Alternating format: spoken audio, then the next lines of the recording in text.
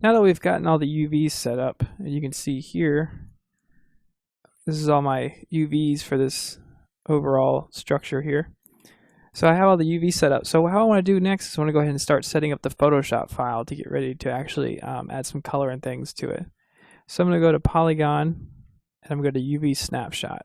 And what is going to bring up a menu so that I can export this basically to an image so I can overlay it in Photoshop.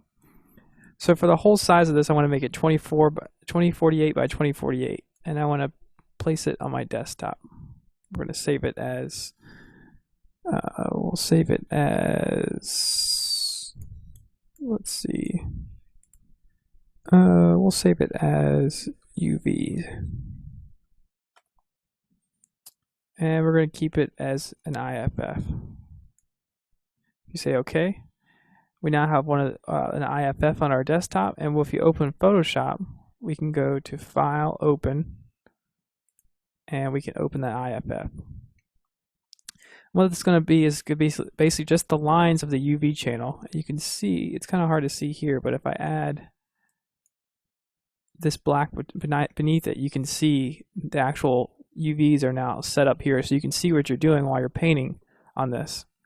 So I'm going to go ahead and start setting up this Photoshop file so that as I'm continuing along, I really have a good work production flow on if I need to go back to edit this Photoshop file or if I need to change anything.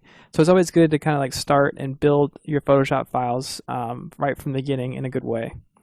So how I'm going to do that is I'm going to go ahead and label this UVs. And I'm going to change this actually to white for right now. And I'm going to change this to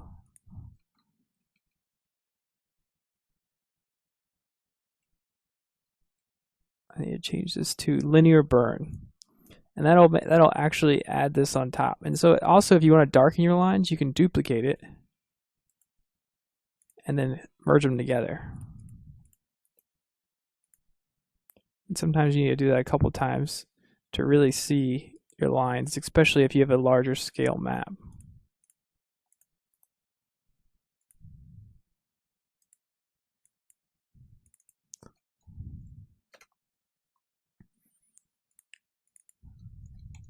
I'm going to name this background.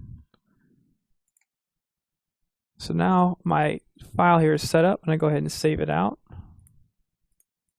And we're going to name it sign, and I'm going to name it texture, TXTR.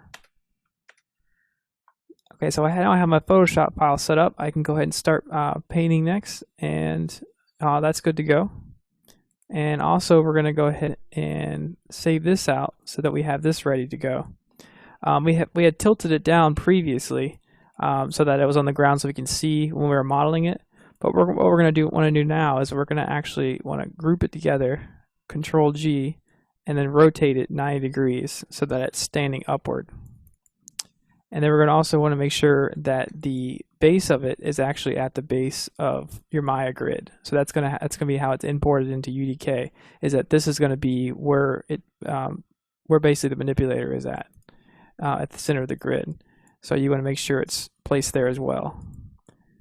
And then you can file, export this, desktop, and we're name this sign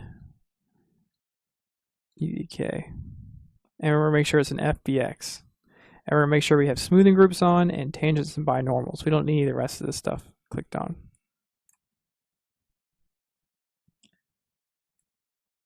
And we're going to save this. And then next we're going to move into our Photoshop file.